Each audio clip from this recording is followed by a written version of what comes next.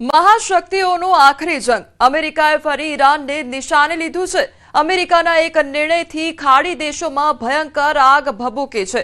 શું ફરી પેટ્રોલ ગેસની અછત સર્જાશે? શું ઈરાનને રશિયા અને ચીન સાથ આપશે?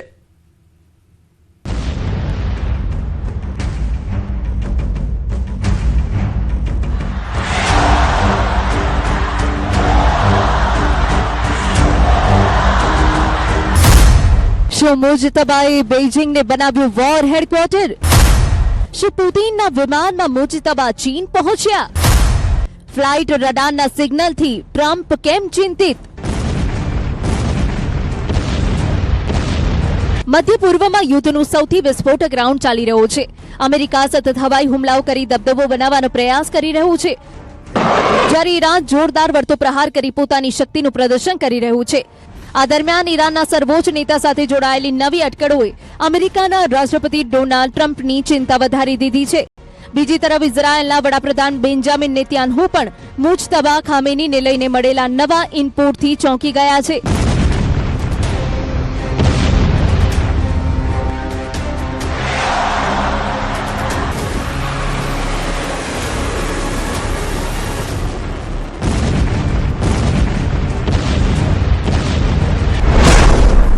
કારણ કે તહેરાન છોડીને તેમની અન્યત્ર ખસેડાયા હોવાની ચર્ચાઓ તેજ બની છે। 13 જુલાઈએ રાષ્ટ્રપતિ વ્લાદિમીર પુતિનના આદેશ બાદ રશિયાનું વિશેષ વિમાન Tu-214PU મોસ્કોથી તહેરાન પહોંચ્યું હતું।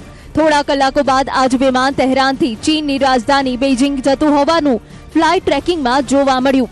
ચીન ઈરાનનો નજીકનો અને વિશ્વાસુ સહયોગી માનવામાં આવે છે। યુદ્ધ દરમિયાન ચીને ઈરાનને ખુલ્લો રાજકીય અને વ્યૂહાત્મક ટેકો આપ્યો છે।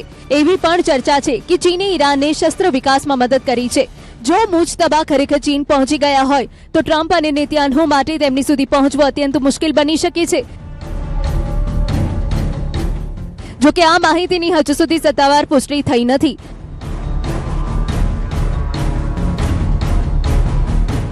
બીજી તરફ અમેરિકા યુદ્ધ ઝડપથી સમાપ્ત કરવા માંગે છે, જ્યારે ઈરાને ચેતવણી આપી છે કે અમેરિકા સાથે થયેલી સમજૂતી હવે અર્થહીન બની ગઈ છે।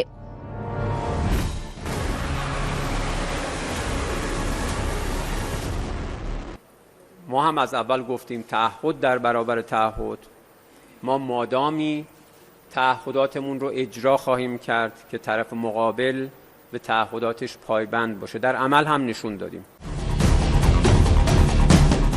યુદ્ધમાં અનેક વ્યૂહરચનાઓ નિષ્ફળ ગયા બાદ અમેરિકા હવે નવી આક્રમક રણનીતિ અપનાવી રહ્યું હોવાનું કહેવાઈ રહ્યું છે।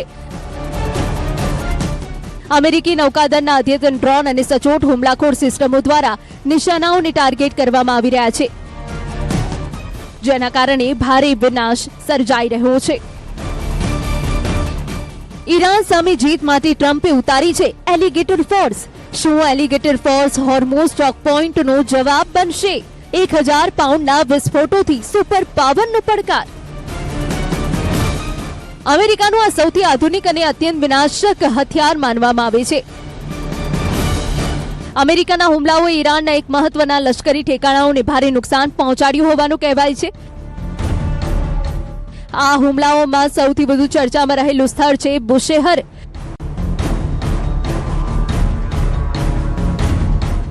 જ્યાં ઈરાને આરોપ લગાવ્યો છે કે અમેરિકાએ 4 બોમ્બ હુમલા કર્યા હતા। આ જ સ્થળે ઈરાનનું પરમાણુ વીજ ઉત્પાદન કેન્દ્ર આવેલું છે। અમેરિકન સેન્ટ્રલ કમાન્ડના જણાવ્યા અનુસાર બંદર અબ્બાસમાં પણ 5 તબક્કામાં બોમ્બમારો કરવામાં આવ્યો હતો।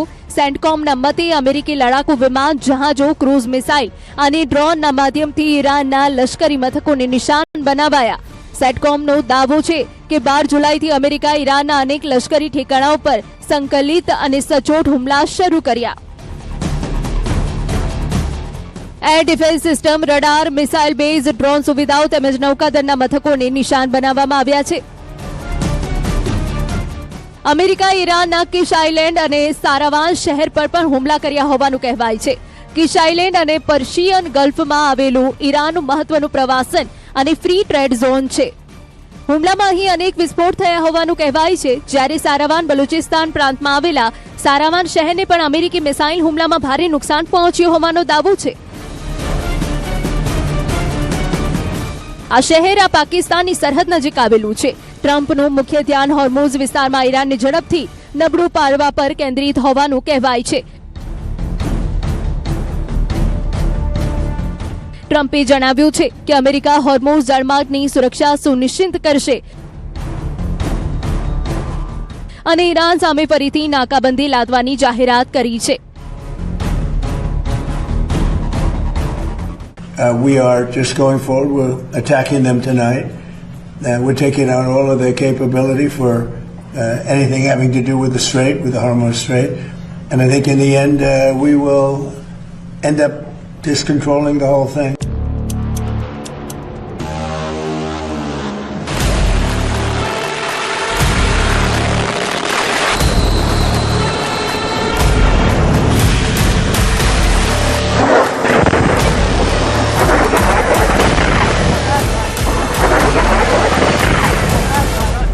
જોકે બીજી તરફ ઈરાન પણ પોતાની નવી વ્યૂહરચના સાથે અમેરિકાથી 4 કદમ આગળ વધી રહ્યું છે. જ્યારે અમેરિકા હોર્મુઝ મોરચે ધ્યાન કેન્દ્રિત કરી રહ્યું છે, ત્યારે ઈરાને બીજા તેલ માર્ગ પર દબાણ વધારવાનું શરૂ કર્યું છે. ઈરાને હુથી લડાકુઓ મારફતે સાઉદી અરેબિયા સામે નવા મોરચાની શરૂઆત કરી હોવાનું કહેવાય છે. 2 જુલાઈએ યમનની સના એરપોર્ટ પર ઈરાનનું વિમાન પહોંચ્યું હતું, જ્યાંથી હુથી નેતાઓને આયતુલ્લાહ અલી ખામેનીના અંતિમ સંસ્કારમાં લઈ જવામાં આવ્યા હતા. ત્યારબાદ પરત ફરતી વખતે તણાવ વધુ વધી ગયો અને સમગ્ર વિસ્તારમાં સંઘર્ષની સ્થિતિ વધુ ગંભીર બની ગઈ. સના એરપોર્ટ પરનો હુમલાનો બદલો લેવા માટે હુથી લડવૈયાઓએ સાઉદી અરેબિયાના અભા એરપોર્ટને મિસાઇલો અને ડ્રોનથી નષ્ટ કરી દીધું.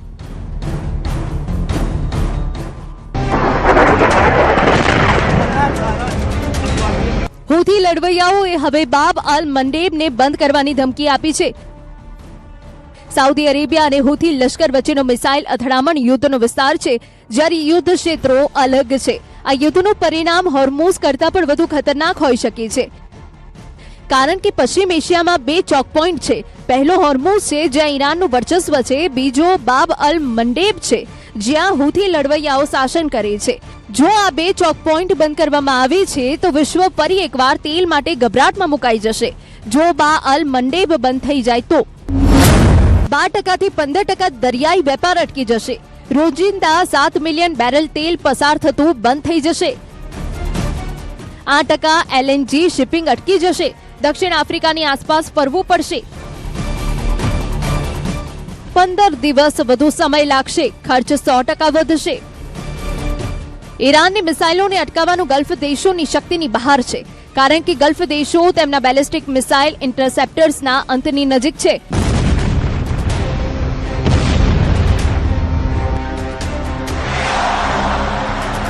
અમેરિકા લશ્કરી થાણાઓને સુરક્ષિત રાખવા માટે તેના ઇન્ટરસેપ્ટર્સ તૈનાત કરી રહ્યું છે. આવી સ્થિતિમાં ગલ્ફ દેશો માટે ઈરાનની ગરમીથી બચવું મુશ્કેલ છે. ઈરાનની ક્લસ્ટર બોમ્બ મિસાઇલો, જો કે ખોરમ શહર 4, અમેરિકા અને ઇઝરાયલને પણ પાછળ મૂકી દીધા છે.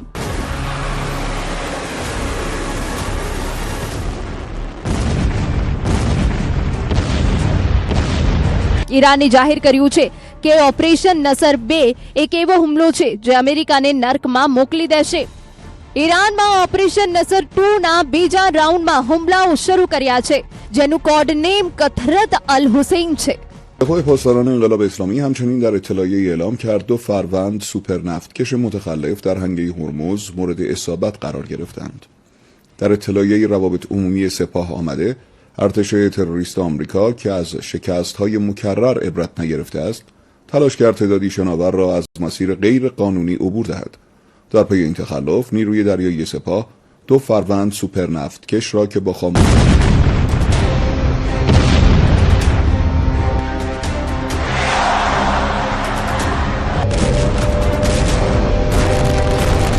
ઈરાન તેના રહસ્યો જાહેર કરવાનું શરૂ કરી દીધું છે. ઈરાન હવે લાંબા યુદ્ધની તૈયારી કરી રહ્યું છે. તેના કમાન્ડો વારંવાર કહી રહ્યા છે કે ઈરાનને કોઈ ઉતાવળ નથી.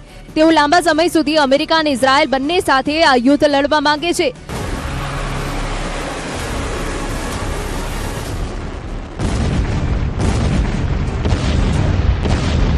તેથી જ અમેરિકા તરફથી બધી ધમકીઓ છતાં ઈરાન નમવા તૈયાર નથી. આગામી 24 કલાકમાં શું વિનાશ થવાનું છે?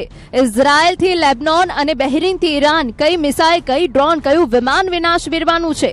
લાખો લોકો આ યુદ્ધમાં મૃત્યુને પોતાની સામે ટકી રહેલા જોઈ રહ્યા છે.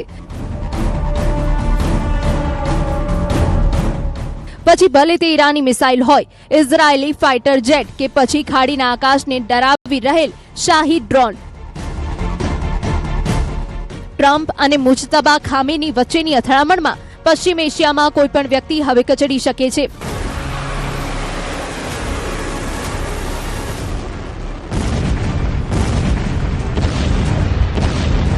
ઓમાન પહેલાથી જ કહેવાનું શરૂ કરી ચૂક્યું છે કે ઈરાન અમેરિકા યુદ્ધ એક સંપૂર્ણ આપત્તિ છે.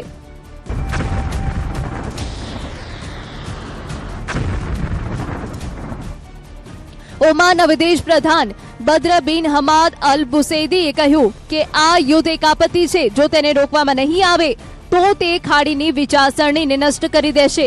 દેશો હંમેશા માટે